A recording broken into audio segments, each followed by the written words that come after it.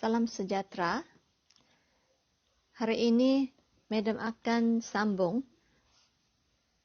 perbincangan kuliah bab 3, 3.2G, menerangkan kesan perubahan pelaburan otonomi terhadap perbelanjaan agregat dan keseimbangan pendapatan negara secara jadual, rumus, dan raja.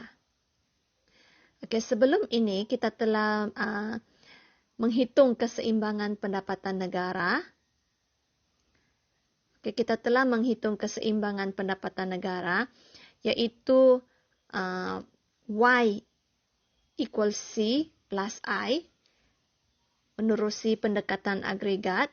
So, memperolehi keseimbangan pendapatan negara 42,000. So, ini adalah fungsi bagi penggunaan dan ini adalah nilai pelaburan otonomi 1005.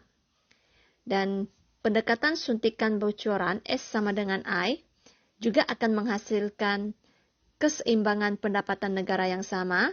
When S equal to I, pendapatan negara adalah 42,000. Okay. Dan nilai pelaburan otonomi 1005 dan ini adalah fungsi bagi tabungan. So, apakah kesan jika nilai pelaburan meningkat lagi?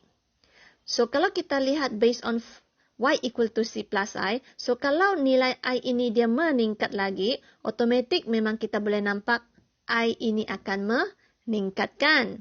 So, samalah kalau pelaburan ini meningkat, so Y juga akan meningkat. Tapi meningkat sebanyak berapa, maka kita boleh lakukan satu penghitungannya, pengiraan. Okay, so, hari ini topik yang kita ingin lihat, subtopik yang ingin kita lihat itulah perubahan pelaburan otonomi ini, kesannya terhadap EI dan juga keseimbangan Y. First kita lihat, tadi bersambungan dengan fungsi C, fungsi S dan nilai pelaburan yang telah kita hasilkan di soalan sebelum ini. Kita continue dengan nilai pelaburan, okay, ditambah lagi sebanyak 1005. So, daripada I asal 1005 tambah I. So, tadi 1005 pelaburan asal kita. So, soalan kata pelaburan bertambah lagi sebanyak 1005. So, maksudnya I baru kita adalah 3,000 RM juta lah. Okey, 3,000 RM juta. So, apabila Y equal to C plus I, so kita boleh nampak 42,000 bukan lagi keseimbangan asal tu ya. Okey, so jawapannya ialah 48,000 RM juta, iaitu Y equal to C plus I. So, C 45,000 tambah I baru 3,000, so dapatlah 48,000. So, ini adalah keseimbangan pendapatan negara 48,000. Boleh ya? So, ini adalah kawasan, okay, Y kecil daripada EI dan ini ialah kawasan Y lebih besar daripada EI. Okay, so ini adalah kaedah jadual lah. Okay, Y equal to C plus I baru. Okay, untuk kaedah matematik pula, sama, kita akan tunjukkan dua pendekatan. Pendekatan perbelanjaan agregat dan pendekatan suntikan bocoran. So, cara dia ialah ada dua lah. Tapi Madam prefer yang inilah kita terus. Tapi tak kisahlah. So, Madam dua-dua pun terang. So, it's up to you lah mana yang kamu mau guna pakai ya. Okay, so Y equal to C plus I adalah yang asal. Tapi sebab ada perubahan, so kita kena tambah perubahan I. Ini adalah fungsi C, ini adalah I asal, dan ini 1005 adalah perubahan ataupun tambahan I yang dinyatakan 1005. Maka kita akan dapat C dengan I yang baru 3,000. Maka kita akan selesaikan 0,5 kita pindah akan dapat 0,25 sebab 1Y tolak 0,75Y sama dengan 0,25Y. So apabila 12.000 dibahagi dengan 0,25Y kita dapat keseimbangan pendapatan negara sebanyak 48.000 RM juta. Dan Anda juga boleh terus jadikan dia I1, yaitu nilai pelaburan baru menjadi 3.000. Daripada 1.005 tambah 1.005 menjadi 3.000. Sesiapa yang tulis I sama dengan C tambah I, rumus ini tidak dapat markah sebab dia tidak menunjukkan sebarang perubahan. Tapi sedangkan soalan telah menunjukkan nilai pelaburan telah bertambah. So di sini mesti ada sedikit perubahan. Rumus untuk Y equal to AE itu mesti ada perubahan. So, apabila kita selesaikan, memang akan dapat jawapan yang samalah 48.000. So, begitu juga untuk kaedah suntikan bocoran S equal to I, tapi jangan lupa plus perubahan I. So, kita akan hasil juga jawapan yang sama 48.000. Ataupun Anda mau gunakan S equal to I1. Sebab nilai jumlah pelaburan yang baru adalah 3.000. So, menghasilkan jawapan yang sama 48.000. Boleh ya? Oke, so Madam tunjukkan dari segi raja lah. Oke, dari segi raja.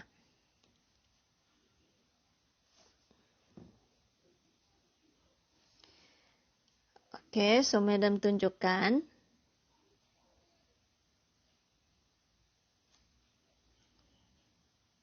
Oke, untuk suntikan bocoran ingat ya, dia mesti bermula dari negatif. Pendapatan negara, EI, sini ialah S, I. Untuk suntikan bocoran, untuk pendekatan agregat dia mesti ada garisan 45 darjah yang bermula daripada origin. Oke, so kita lakar yang asal.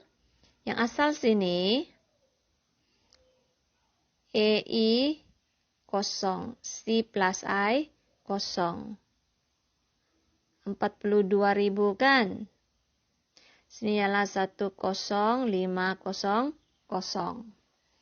Oke, jadi tarik ke bawah, suntikan bocoran. Ini ialah daripada yang previous ya, yang asal. I kosong 1005 dengan S dia, yaitu negatif 9.000. Oke, so apabila ditambah lagi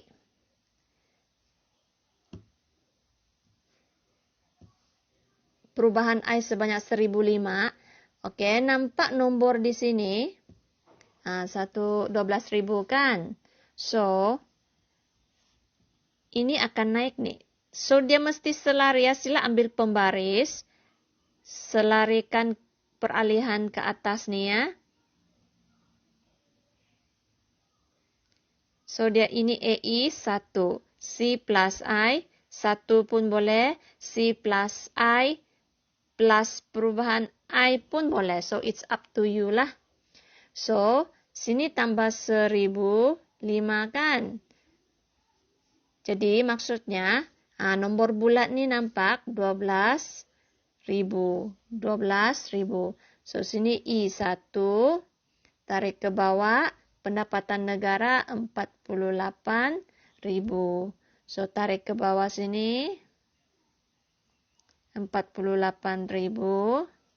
So, maksudnya di sini ya persilangan. I yang baru. Dia tambah lagi 1.005 kan. So, sini 3.000. So, daripada yang asal, kita telah ikut perubahan data yang diberi dan menghasilkan satu raja lah.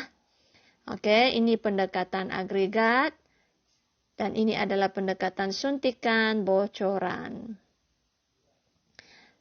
Oke, so maksudnya kita nampaklah bagaimana kalau I naik, EI naik, so Y juga naik. Boleh ingat nih, pelaburan meningkat sebab pelaburan ini adalah salah satu komponen di bawah EI. I naik, tidak terus kepada pendapatan negara ya. Pelaburan naik dia mesti melalui dulu perbelanjaan agregat. Perbelanjaan agregat beralih ke atas, barulah pendapatan keseimbangan meningkat. Boleh ya? Oke, jadi keseimbangan asal ialah pada Y equal to C plus I, yaitu Y sama dengan 42.000 ataupun, oke, itu nanti dulu, oke. So, apabila pelaburan bertambah sebanyak 1.005, ini menyebabkan keluk AI akan beralih ke atas. So, maksudnya kita punya huraian ialah keseimbangan asal dulu. Kemudian pelaburan bertambah AI beralih ke atas. Lepas AI beralih dari AI kosong ataupun AI ke AI 1. So, barulah pendapatan negara meningkat. Okay, daripada 42 juta kepada 48.000 juta. Okay, untuk pendekatan suntikan bocoran pula sama, di apabila S equal to I, titik keseimbangan asal, pendapatan negara 42.000. So, apabila pelaburan bertambah, keluk pelaburan beralih ke atas, dari I ke I1. Maka pendapatan negara meningkat dari 42.000 juta kepada 48.000 juta. So, itu adalah penerangan esei bagi raja tersebutlah. Okey, jadi kita telah bincanglah bagaimana kalau kesannya apabila pelaburan meningkat secara kaedah jadual, rumus dan raja. Okey, akhirnya kita buat lagi kesimpulan keseluruhannya. Okey. So, berdasarkan raja ni, Anda boleh nampak, kita terangkan pendekatan agregat dulu. Okey, ini yang bagi soalan yang tidak bernombor lah, iaitu kita soalan esei. Yang di atas tu lebih kepada soalan kuantitatif. So, ini lebih kepada soalan esei. Contohnya soalan tanya, terangkan kesan kepada pendapatan negara apabila pelaburan meningkat. Ataupun terangkan kesan ke atas pendapatan negara apabila pelaburan menurun. So, di sini raja ni dia ialah menerangkan dua arah lah, pelaburan meningkat, pelaburan menurun. Tapi kalau dalam soalan esei tu dia hanya minta pelaburan meningkat, jangan kamu hurai pelaburan menurun. Kalau esei tu minta kamu huraikan pelaburan menurun, jangan kamu hurai pelaburan meningkat. So, dalam nota ni dia memang bagi semualah. Okey, yang naik, yang turun pun dia terangkan. Tapi nanti kamu sesuaikan dengan kehendak soalan lah. Boleh ya? So, pada titik keseimbangan asal adalah I kosong. Okey, apabila AS equal to AI dengan pendapatan negara adalah pada OY kosong. Apabila pelaburan meningkat sebanyak tambah perubahan I, maka dia akan mengalihkan keluk AI ke atas dari AI kosong ke AI 2. Titik keseimbangan berubah dari I0 ke I2 dan titik keseimbangan dan pendapatan keseimbangan negara meningkat dari OY0 ke OY2. Dan sebaliknya apabila pengurangan pelaburan sebanyak negatif perubahan I akan menyebabkan keluk AI beralih ke bawah dari AI0 ke AI1. Okey, titik keseimbangan berubah dari I0 ke I1 dan kesannya pendapatan negara menurun dari OY0 ke OY1. So, ini menunjukkan hubungan pendapatan negara dan pelaburan adalah positif. Pelaburan naik, pendapatan negara naik. Dan pelaburan turun, Y akan turun. Okey, untuk huraian pendekatan suntikan bocoran ada di sini. Okey, Madam terangkan. Okey. Keseimbangan asal tercapai di I0 apabila S equal to I0 dengan pendapatan negara O, Y, kosong. Apabila peningkatan pelaburan berlaku, okay, keluk pelaburan akan meningkat dari I0 ke I2. Titik keseimbangan beralih daripada I0 ke I2 dan pendapatan negara meningkat dari OY0 ke OY2. Okey, adakah Madam terlalu laju? Okey, Madam perlahankannya. Okey, titik keseimbangan asal di I0 apabila S equal to I0 dengan pendapatan negara O, Y0. Apabila berlaku pengurangan pelaburan, keluk pelaburan beralih ke bawah dari I0 ke I1. Maka titik keseimbangan berubah dari I0 ke I1 dan pendapatan negara menurun dari 0Y0 ke 0Y1. Maksudnya Anda kena terangkan proses perubahan dalam raja itu secara terperinci daripada titik asal, apa yang berubah, perubahan itu menyebabkan keluk apa yang beralih, perubahan titik keseimbangan, perubahan pada titik yang baru, dan akhirnya kesan kepada pendapatan negara. Dan kesan kepada pendapatan negara pun kamu kena spesifik, naik kah, turun kah, bukan guna perkataan berubah. Oke? So, itu sahaja untuk kesan perubahan pelaburan ke atas EI dan ke atas pendapatan negara. Itu sahaja. Thank you, kelas.